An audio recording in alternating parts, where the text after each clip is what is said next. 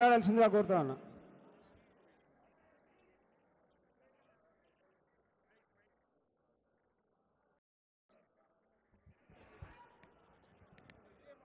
ఈరోజు జై హింద్ యాత్రలో భాగంగా ఈ కార్యక్రమానికి వచ్చినటువంటి ముఖ్యమంత్రి గారు, ఏఐసిసి ఇన్ఛార్జ్ మీనాక్షి నటరాజన్ గారు, గౌరవ మంత్రివర్గ సభ్యులు ఉత్తమ్ కుమార్ రెడ్డి గారు, శ్రీధర్ బాబు గారు, పిసిసి అధ్యక్షులు మహేష్ కుమార్ గౌడ్ గారు, మాజీ పిసిసి అధ్యక్షులు హనుమంతరావు గారు, అదేవిధంగా రంగారెడ్డి జిల్లా కాంగ్రెస్ నాయకులు, శాసనసభ్యులు, ఏఐసిసి నాయకులు, ఏఐసిసి నుంచి వచ్చినటువంటి retired military officer Rohit Chaudhary గారు, అదేవిధంగా మధు యాష్కి గౌడ్ గారు, వేదిక మీద ఉన్న అందరికీ ఇక్కడికి వచ్చేసి అందరికీ కూడా ఈరోజు భారతదేశంలో ఉన్నటువంటి పరిస్థితుల్లో మన నాయకుడు రాహుల్ గాంధీ గారు స్పష్టంగా కాంగ్రెస్ పార్టీ తరఫున చెప్పడం జరిగింది.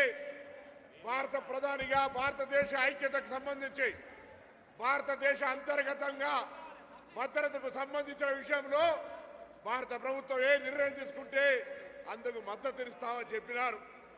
యుద్ధానికి సంబంధించి కానీ, లేదా భారతంలో కశ్మీర్లో జరిగిన పహల్గాం సంఘటనకు సంబంధించినటువంటి సంఘటన మీద తీసుకునే చర్యలకు కాంగ్రెస్ పార్టీ పక్షాన భారత ప్రభుత్వానికి అండగా నిలిస్తే భారత ప్రజలందరి యొక్క ఆత్మగౌరవాన్ని దెబ్బతినే విధంగా ఈరోజు ఒక ట్విట్టర్ తోటి యుద్ధాన్ని లేదా ఆ యొక్క దాడులను ఆపేసి తానేదో గొప్ప పనిచేసినట్టుగా తిరంగా యాత్ర పేరు మీద ఈరోజు మళ్ళీ ప్రజల్లో కోల్పోయిన సానుభూతిని తెచ్చుకునే ప్రయత్నం జరుగుతోంది.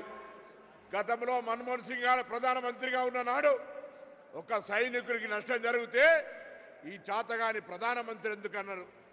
ఇవాళ దేశంలో మన దేశ భూభాగంలో వచ్చి మహిళలను పక్కన ఉంచి వాళ్ళ కంద ముందు భర్తలను చంపుతుంటే కూడా చాతగాని ఈ దద్దమ్మ ప్రభుత్వం, ఈ ప్రధానమంత్రి 56 ఇంచుల ఛాతి ఎక్కడ పోయిందని ఈరోజు కాంగ్రెస్ పార్టీ ప్రశ్నిస్తూ ఉంది.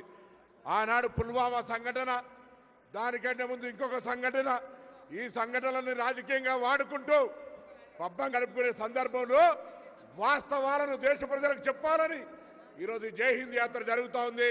పెద్దలు మాట్లాడతారు.